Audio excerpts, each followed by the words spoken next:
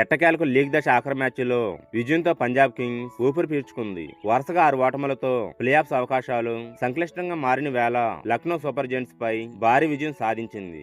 లక్నో నిర్దేశించిన 197 పరుగుల లక్ష్య ఛేదనలో ఓపెనర్ ప్రభు సిమ్రాన్ సింగ్ 69 అర్ధశతకంతో మెరవగా, కెప్టెన్ శ్రేయస్ అయ్యర్ 101కి నాటౌట్తో తొలి శతకంతో కథం తొక్కాడు. ప్రత్యర్థి బౌలర్స్ ను ఎడాపెడా ఉతికేసిన ఈ ద్వయం శతక భాగస్వామ్యంతో విజయానికి బాట వేసింది. మొత్తం 7 విజయం, 15 పాయింట్లతో 4వ స్థానానికి దూసుకెళ్లింది పంజాబ్.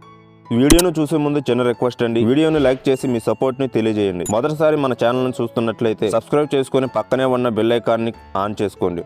ఈ సీజన్ లో పంజాబ్ కింగ్స్ అదిరే విజయంతో లక్నోకు భారీ స్కోర్ కొట్టనిచ్చిన పంజాబ్ కింగ్స్ కు ఆదిలోనే షమి షాక్ ఇచ్చాడు. తొలి బంతికి అర్జున్ టెండూల్కర్ క్యాచ్ పట్టడంతో ప్రియాన్ షారియా 0కు అవుట్ అయ్యాడు. ఆ తర్వాత ఓవర్లో కోపర్ కొన్నోల్లి 18 పరుగులకే బౌల్ చేసి 2వ వికెట్ అందించాడు షమి. వెంటనే కీలక వికెట్లు పడడంతో ప్రభు సిమ్రాన్ సింగ్ 69, కెప్టెన్ శ్రేయస్ అయ్యర్ 101 నాట్అవుట్. 51 బంతుల్లో 11 ఫోర్లు, 5 సిక్సర్లతో ఆచితూచి ఆడారు. ప్రతి ఓవర్లో 4 సిక్సర్తో రన్స్ రాబట్టగా పంజాబ్ పవర్ ప్లేలో 65 పరుగులు చేసింది. పవర్ ప్లేలో అయ్యర్, ప్రభు సిమ్రాన్ జోడీ లక్నో బౌలర్లకు చుక్కలు చూపించింది. విధ్వంసకర ఆటతో అర్ధశతకం బాదిన ప్రభు సిమ్రాన్ 62 పరుగుల లైఫ్ లభించింది. ప్రిన్స్ యాదవ్ ఓవర్లో అతను ఆడిన బంతిని బదోని క్యాచ్ అందుకున్నాడు. కానీ బదోని చేతిలో ఉండగానే బంతి నేలకు తాకడంతో టీవీ ఎంపైర్ నాట్అవుట్ ఇచ్చాడు. అయితే అర్జున్ టెండూల్కర్ సూపర్ యార్కర్ తో అతన్ని వెనక పంపి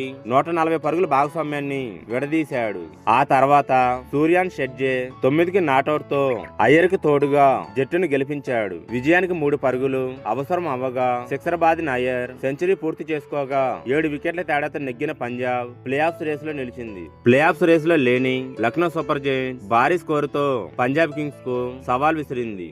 ఓపెనర్ జోష్ ఇంగ్లీష్ 72తో అర్ధశతకంతో విరుచుకు పడగా, ఆయుష్ బదోని 43తో ధనాధన్ ఆటతో అలరించాడు. మిడిల్ ఆర్డర్ ను చాహల్ 2 వికెట్లతో కట్టడి చేయగా, డెత్ ఓవర్లలో అబ్దుల్ సమాద్ 37 పరుగులతో దూకుడుగా ఆడారు. దాంతో పంజాబ్ కు లక్నో 197 పరుగుల లక్ష్యాన్ని నిర్దేశించగలిగింది.